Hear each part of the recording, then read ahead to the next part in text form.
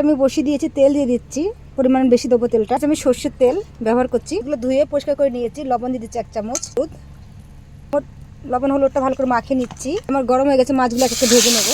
3 চামচ জিরে পিষিয়ে দিচ্ছি, মিক্সিতে দিয়ে দিচ্ছি। লঙ্কা, রসুন দিয়ে দিচ্ছি। 3-4 চামচ সর্ষে ভিজিয়ে ধুয়ে রেখেছিলাম। একটা মাছ ভাজা হয়ে গেছে, তুলে নিচ্ছি।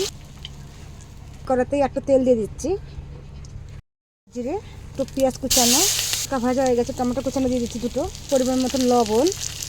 ভাজা হয়ে গেছে, বাটা মশলাটা দিয়ে দিচ্ছি, সর্ষে বাটাগুলো। মশলাটা ভাজা হয়ে গেছে, আমি মাছগুলো দিয়ে দিচ্ছি একে একে।